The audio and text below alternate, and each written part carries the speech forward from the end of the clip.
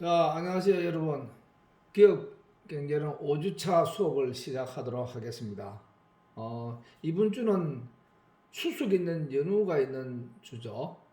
여러분들이 어, 계획을 잘 세워가지고 이번 주의 연휴가 여러분들인데 의미가 있는 한 주가 되기를 바라겠습니다.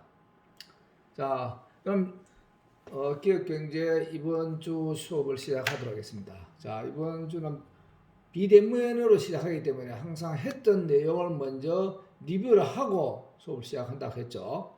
맨 첫 주에 첫 시간에 다뤘던 기업경제론의 핵심 키워드는 내러티브와 넘버스였죠.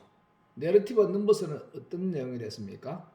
어떤 가치, 의미에 개량화된 숫자를 대해서 새로운 부가가치를 창출하는 어떤 스토리를 전개하는 거랬죠. 새로운 연결고리죠. 즉 쉽게 말하면은 숫자와 의미를 연결한 플랫폼을 만드는 것이 내러티브와 넘버스를 했죠. 이 내용을 여러분들이 융합시대에는 상당히 중요한 내용이라고 했습니다. 그 첫 시간에 이걸 다룰 거예요.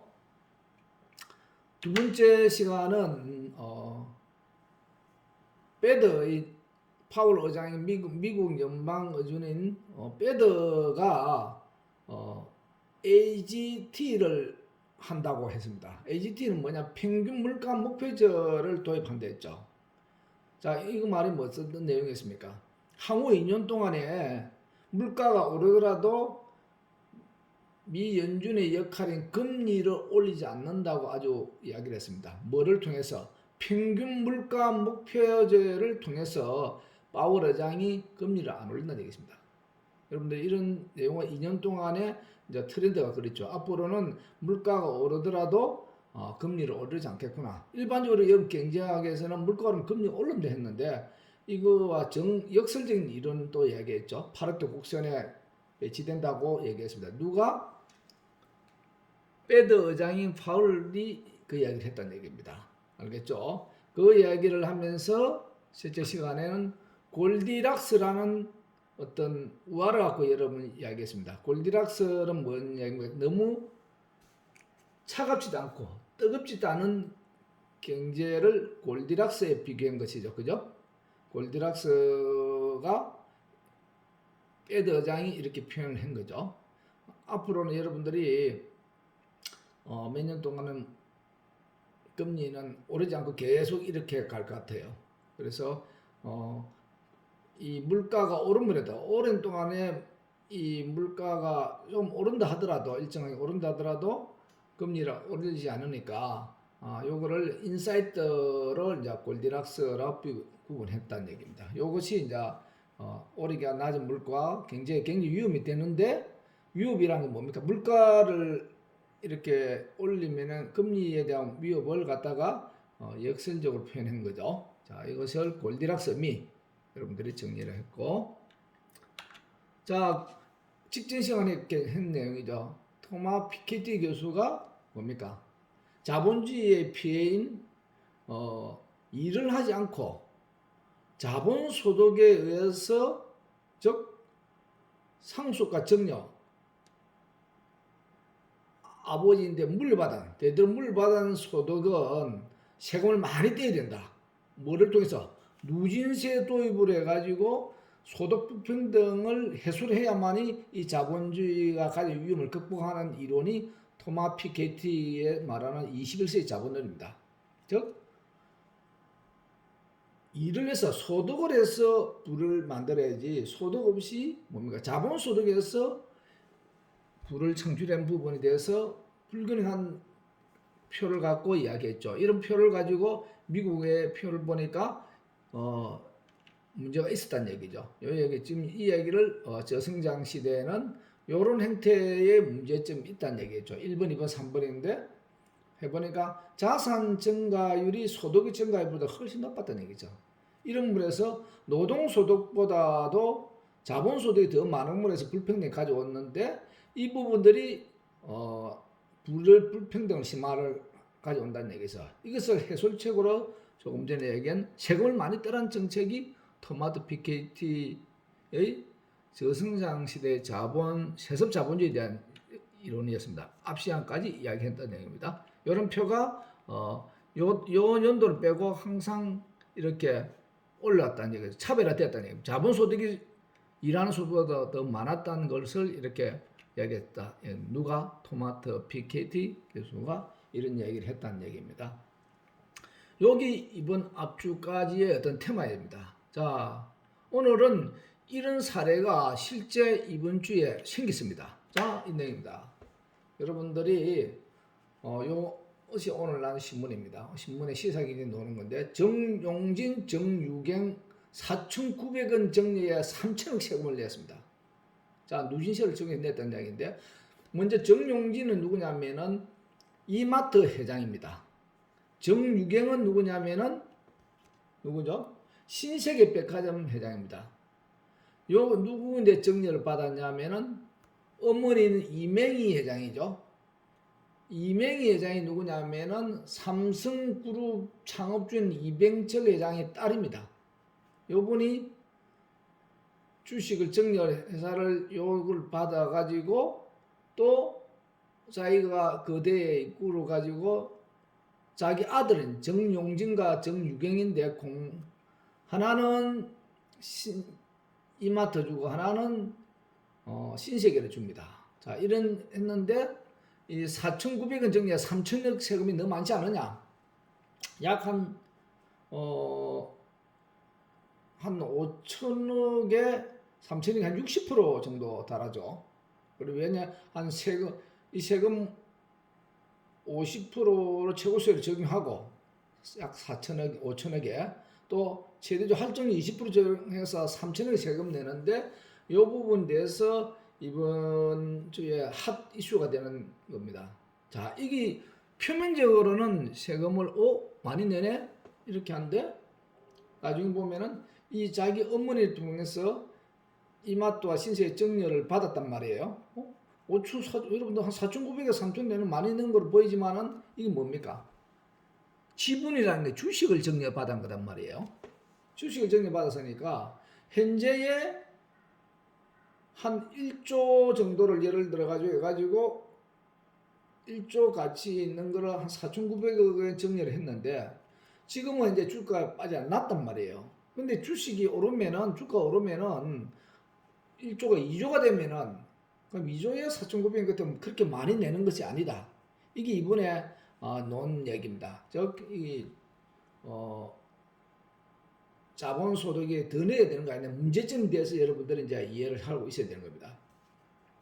자, 왜 그러냐면은 여러분들이 요즘 뭐 코로나 때문에 은퇴 시대에 코로나 때문에 이마트는 여러분들이 그 서민들이 가는 대행 할인점이고 그 다음에 정유경에 받은 지분 신세계백화점은 부자들이 가는 백화점이란 말이에요. 근데 이 두 회사가 굉장히 영업 실적이 안 좋은 줄 알았는데 상당히 좋았어요. 알아보니까 이 신세계백화점은 주 메인 매출이 명품 매출인데 이 매출의 것이 그 중국이 부자들이 사는 거 물건이었어요. 매출의 주 포인트가. 근데 중국 사람이 안 왔단 말이에요. 안 오는데 어떻게 매출이 늘어났냐? 보니까 안 오더라도 은퇴 시대, 코로나 시대에 이 보따리 장사들이 와가지고 신세계백화점에 와서 물건을 엄청난 대량 구매를 해가지고 중국까지 와서 이 보따리 장사들이 중국 부자들의 매출을 올렸다. 이렇게 놉니다. 그러면은 지금도 이 정도 4,900억 정도 이렇게 내는 정리를 놓는데 이것이 예를 들어 코로나가 끝나고 중국 사람들 한국에 직접 관광에 오면은 한 몇 배나 더 이 신세계와 이마트 지분이 높아질 것이 아니냐 이런 얘기입니다.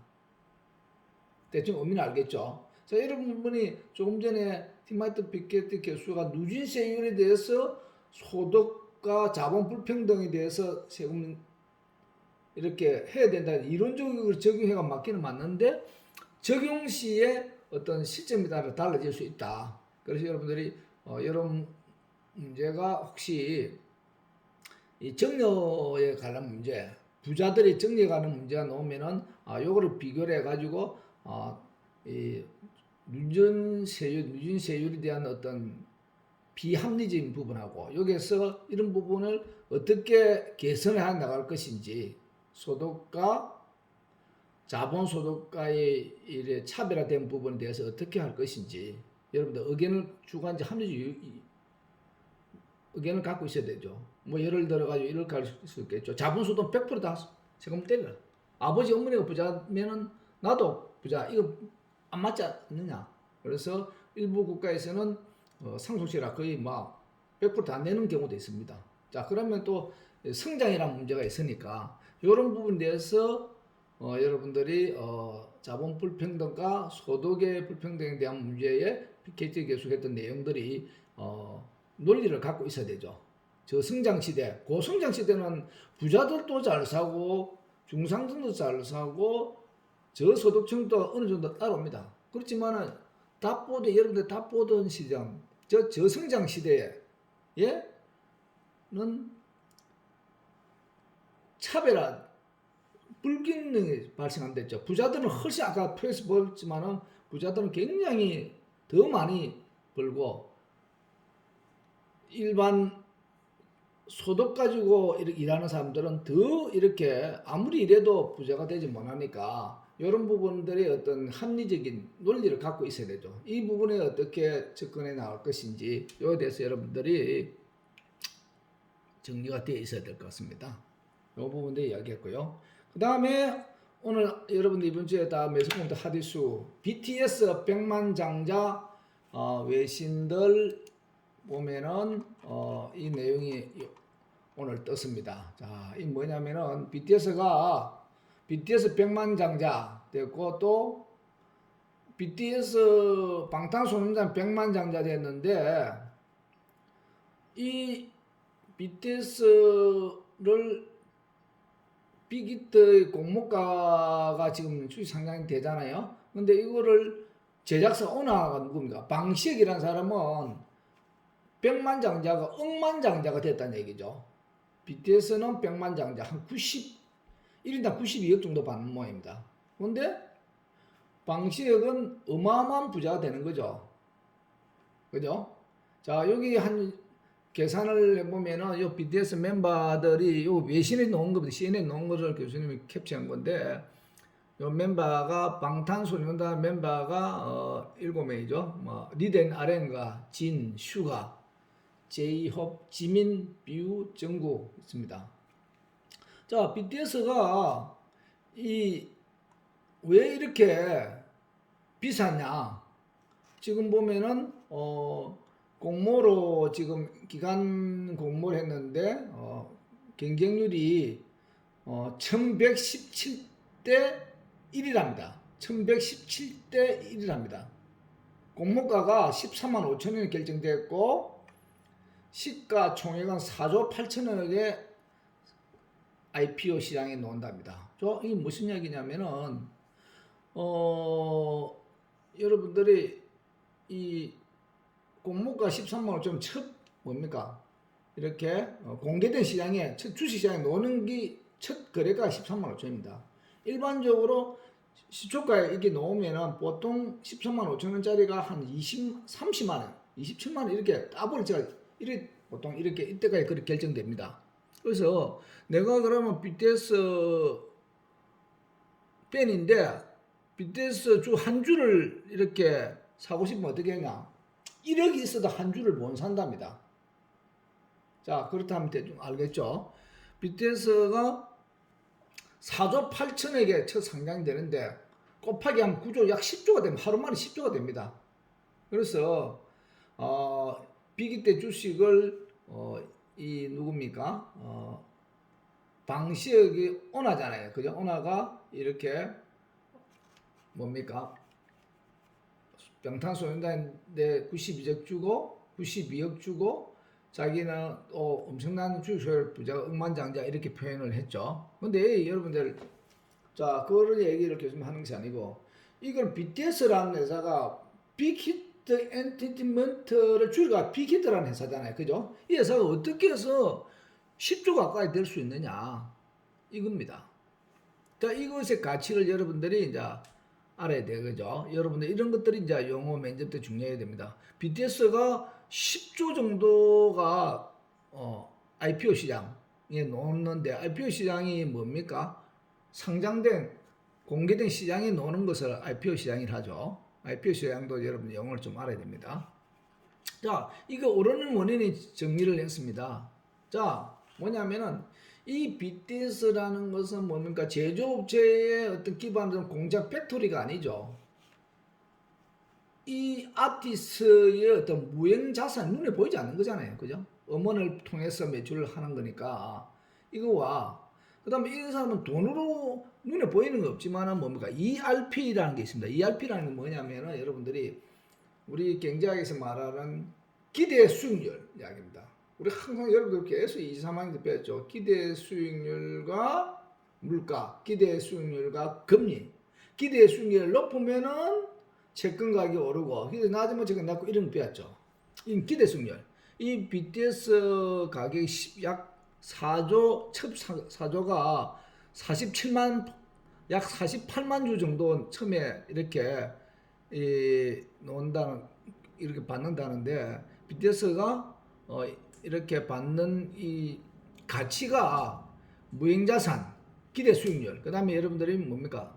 리옵션, 실제의 옵션이 세 개를 합치 보니까 이만한 성장률을 가져온다는 얘기입니다. 그 성장률의 가격이 10조, 처음에 할 때는 얼마냐면은 4조 얼마였죠? 4조 정도 이렇게 했는데 주식 상장 하루 만에 4조 저는 한 10조 정도가 된다는 얘기입니다. 되는데 이것이 가치가 무형자산과 ERP 기대 수익률과 실제적인 옵션의 가치를 성장률을 해보니까 약 10조 정도 되더라 이렇게 합니다. 10조는 처음에는 아니겠죠. 처음에는 아니고 그 다음 날 되면은 이제 10조 정도 된다 이렇게 얘기하는 겁니다. 처음에는 상장하는 거 13만 5천 원에 주식수를 곱하면 되는 거죠. 약 4조 몇천 원이 되라고 교수님 알고 있습니다. 하는데 BTS가 받는 건 얼마 받느냐면은 1인당 받는 이 멤버 리더는 RM부터 받는 게 1인당 약 92억씩 받으니까 곱하기 7하면 상당한 금액이죠. 자, 요 내용의 기사를 한번 보겠습니다. 자, 비디오 있습니다. 여기 있죠. 조금 전에 교수님 빅히터가 기관 투자자라는 것은 뭡니까? 증권회사나 뭐 금융회사를 말합니다. 여기서 1117대 1로 해가지고 13만 5천원이 했는데 처음에 공모가는 4조 8천인데 어떤 기준이냐면 처음에 IPO 시장, IPO라는 의미나 알겠죠? 주식 공개 상장했을 때 4조 8천원입니다. 여기 13만 5천원이 당일날 못 삽니다. 당일날 이 13만 5천 보통 통상적으로 이라면 곱하기 2 정도 해 곱하기 내지는 곱하기 2.5 해가지고 한 27만원, 30만원 이렇게 거래돼 봅니다. 그래서 4조 8천억이 한 방에 9조 몇천 되는 거죠. 자, 요렇게 조금 전에 얘기했던 내용이 요것이 오늘 경제신문에 놓은 얘기입니다. BTS 멤버 부자되다. 1인당 92억 정도 받았다. 주식을 받았다. 이런 얘기입니다. 자, 여러분들이 여기 용어는 IPO라는 용어가 나왔네요. 자, 그 다음에 이번 주는 추석입니다. 자, 추석 연휴 때 여러분 돌아가는 부분이 추석 연휴 때에 조금 전에 얘기했던 내용이 같이 정리되어 놓네요. 자, 연휴 때에 자, 이겁니다. 연휴 때에 여러분들이 차를 타고 갈 건지 요즘 안 가는 경우도 많죠. 사실 고향에 가야 되는데 여러분들 어떻게 가느냐 하는 얘기입니다. 여러분들 알아야 될 것이 자기 차로 이동할 수 있고 뭐 어떤 거 렌트를 할 수 있는데 이것이 제가 말하는 거는 방법에 대한 플랫폼에 대한 얘기를 하기 위해서 하는 겁니다. 자, 플랫폼. 여러분들이 내 차가 없어도 갈 수 있잖아요. 그죠? 이제 쏘카 이렇게 하는데 요 내용이 공유경제 차를 내 차 가지 않고 어떤 플랫폼을 위해서 연결된 차를 활용한다면은 뭡니까? 공유 경제를 이야기하는 거죠. 그죠? 요새 이런 이야기를 지금 하고 있는 겁니다. 여러분 앞으로는 내가 가지도 않더라도 어떤 플랫폼을 통해서 여러분들이 경제 행위를 하는 겁니다. 그래서 소카를 타고 고향 앞을 가면은 공유 경제 플랫폼 연결 경제가 아닐까 이렇게 정리를 해봤습니다.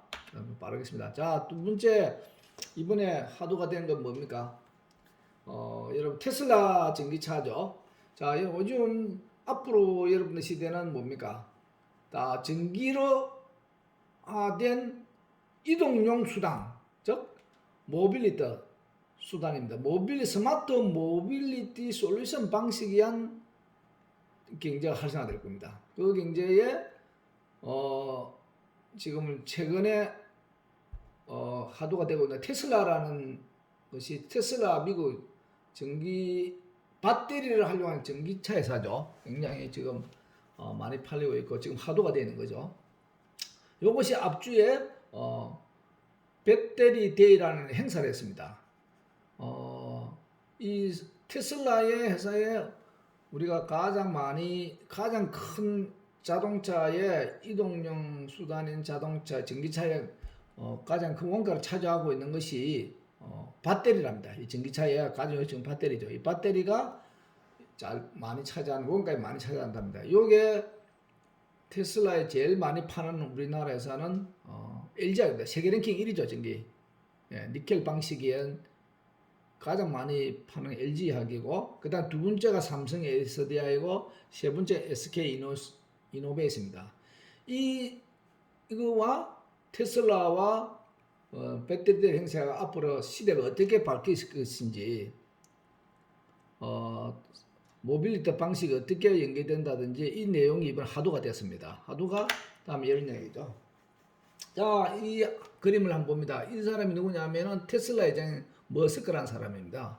이 머슬러가 배터리 대에 있기 전에 항상 이야기한 것이 뭐냐면은 앞으로는 전기차가 한 5년 있다 엄청나게 어마무시하게 공급될 것이다. 그래서 이 조금 전에 삼성 SDI, LG, SK 이노베이션에서 배터리 공급이 부족하기 때문에 우리가 자동차 회사의 완성차 업체는 우리가 테슬라가 직접 배터리를 만든다는 얘기가 굉장히 있었는데 배터리 데이에 그걸 발표를 했는데 해보니까 없었다는 얘기죠. 없었고 실제 없어가지고 상당히 주가도 내려가 얘기했는데 요 내용이 이야기가 떴습니다. 저 밑에 보면은 이 배터리가 이 허용의 가치를 올려놓은 거죠. 그죠? 배터리가 한국 배터리 업체에 미치는 영향과 긍정적인 영향과 부정적인 영향을 이렇게 해놓은 기사입니다. 그 기사가 이번에 이 자동차 3사인데 굉장히 영향을 미쳤습니다. 이런 내용들이 있고 자 테슬라는 앞으로는 차값을 반값으로 배터리를 50% 할인을 한다고 반값을 원가 절감을 해야 된댔습니다. 단기적으로는 굉장히 우리나라에서의 굉장히 부정적인 영향을 미칠 수 있는데 실제로는 또 반대로 한편으로 생각하면 매출이 많이 늘어난 만큼 배터리를 많이 팔릴 것이죠. 그래서 앞으로는 당분간 테슬라 배터리를 안 만든다 하니까 우리나라 기업에 상당히 긍정적인 영향을 준다. 그것이 테슬라 배터리다. 앞으로 3년 안에는 25,000달러 자율전기차를 할 수 있을 게다 했죠. 앞으로는 사람 없이 가는 전기차를 여러분들 현재 우리 환율 1,000원 정도 선배을 하면 한 2,700~800만 주면 여러분들의 자율주행차를 앞으로 여러분들이 가질 수 있을 것입니다. 자, 이것이 여기 왜 갔냐면 앞으로는 스마트 모빌리티 솔루션 방식에 의한 비즈니스 모델이 가능해져야만이 이렇게 된다는 얘기를 지금 하고 있는 겁니다. 자, 여러분 테슬라의 배터리 데이라 내용이 뭐다는 내용도 좀 알아놔야 되겠죠. 자, 오늘 영어는 이 정도로 올리겠습니다. 그 다음에 했던 내용들에 대한 기사는 아침에 좀 전에 했던 내용 그 기사를 한번 읽어봅니다. 4차 산업 시대와 한번 읽어보고 앞으로 직업이 어떻게 가야 되는 것인지 어떤 이 내용도 기사가 나와서 올려놨습니다. 4차 산업 직업 선택하는 거. 그 다음에 직업은 13번을 변환된다 합니다. 직업이 여러분 첫 선택한 직업이 여러분의 첫 직장이 안 되고 첫 직업이 아닙니다. 앞으로는 직장의 시대가 아니고 작업의 시대죠. 직업의 시대죠. 그죠?